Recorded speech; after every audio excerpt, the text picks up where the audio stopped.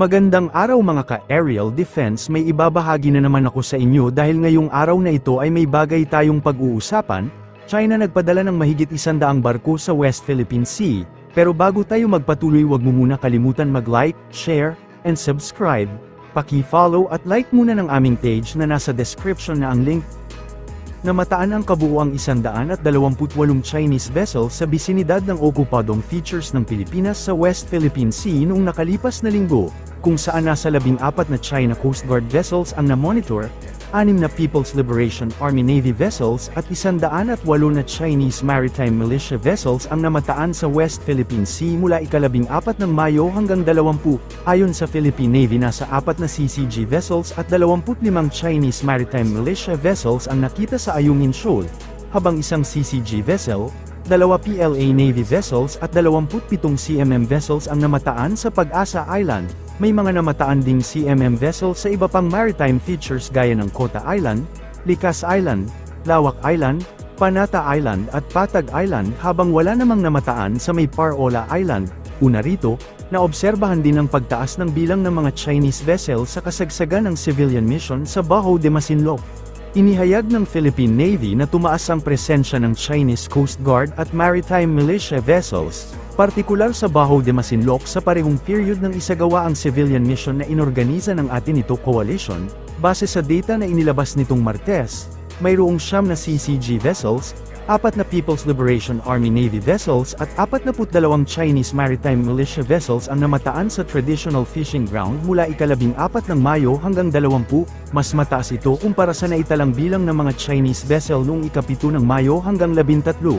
Sa gitna ng South China Sea Fishing Moratorium na unilaterally na ipinataw ng China, sinabi ng Philippine Navy ngayong Martes na namonitor nila ulit ang 122 Chinese vessels sa West Philippine Sea features. Sinabi ni Navy spokesperson para sa West Philippine Sea na si Commodore Roy Vincent Trinidad, na kabilang sa mga sasakyang pandagat ng China na nakita sa West Philippine Sea mula ika-21 ng Mayo hanggang 27, sa Baho de Masinloc may 5 Chinese Coast Guard vessels o CCG, 14 na Chinese Maritime Militia vessels o CMMV, sa Ayungin Shoal 5 CCG, 17 CMMV, sa Pag-asa Island 1 CCG, 1 PLA Navy ship, 34 na CMMV, sa Isla ng Kota 1 CMMV, sa Lawak Island 1 CMMV, sa Panata Island, 3 CMMV, sa Patag Island, 2 CCG, 2 CMMV sa Sabina Shoal 2 CCG,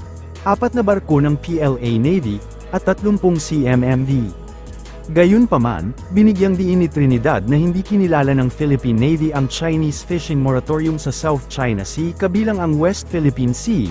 Dagdag pa niya, dinagdagan ng pagpapatrolya sa West Philippine Sea, kabilang ang Baho de Masinloc at Hilagang Isla, kasunod ng paglipat ng militar ng Pilipinas sa panlabas na depensa at pagpapatupad ng Comprehensive Archipelagic Defense Concept.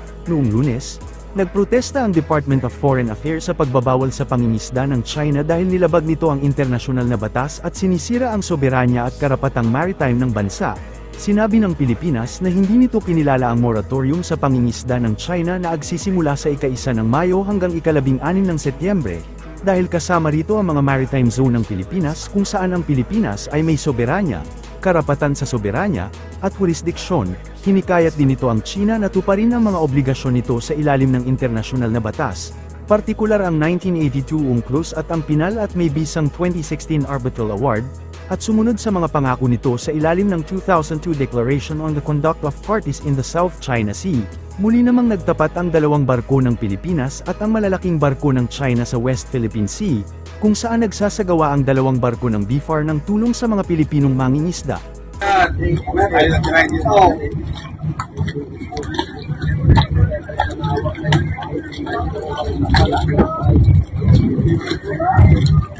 Mas tayo ha, saan tayo?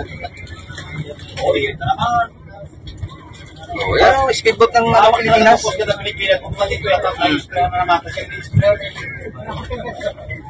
Dito pupunta yan. Dito. Yan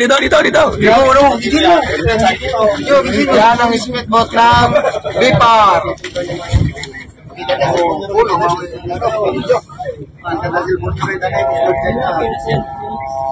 Video ka.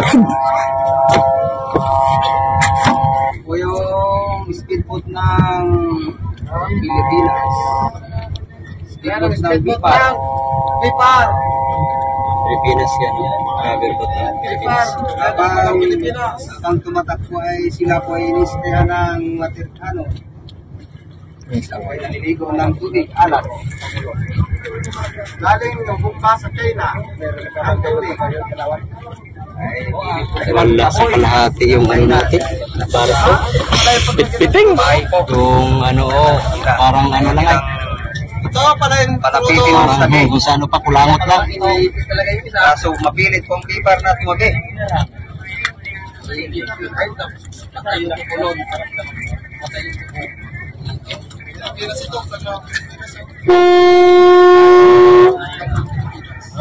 Alin? Ang China? Pero China siya.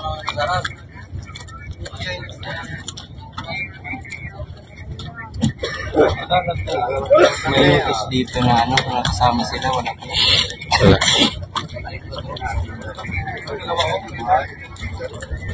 Cut muna natin ito guys, kaya dalawang video na lang ulit tayo. Kaway-kaway na lang dyan sa mga nanood. Shout out. Naka-live ako guys. Shout out. Shout out na lang sa mga nanood dyan. Kung sino man yung mga nanood dyan, kung mapusuan nyo, pusuan nyo. Pa-shout out na lang ka ma. Hindi bahala kayo. Pa-shout out na lang.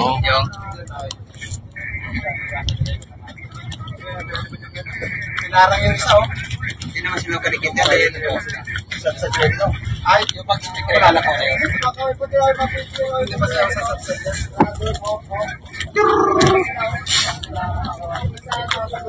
doon sila mga plano.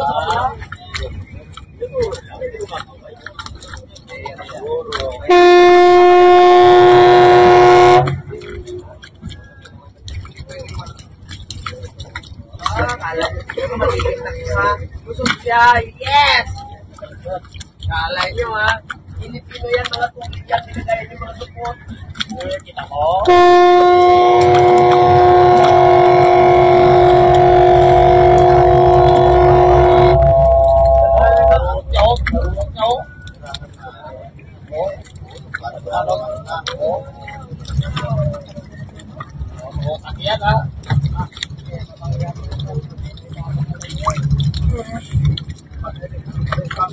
Kalaban lang nila. Tulong na.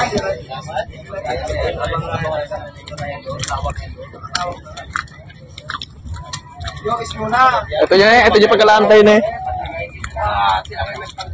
Dato bangkay. Dato, ito oh. Ito nga pinakauna yung pagkuha natin ng crudo. Pagkuha natin ng crudo na sa harapan, pinakaharap. Yung 02 yung kwan, una niya yung number niya. 3,000 to. Itong isa sa gitna, 3,000 po. Ayun ang galaw, dato bang awanggal. 02 anggal. Isa ito sa mga video na kuha ng isa mga mangingisda sa Zambales. Makikita na hindi sila makatuloy sa pagpalaot dahil nakaharang ang malalaking barko ng China. Para sa mas madaming update tungkol sa ating defense, abangan lamang ang aking mga bagong video. Para naman sa mga gusto magpa-shoutout, mag-comment lamang po at share, paki-follow at like muna ng aming page na nasa description na ang link. Huwag mo na rin kalimutan mag-like, share, and subscribe. Pindutin mo na rin ang bell para updated kayo sa aking mga video. Maraming salamat po.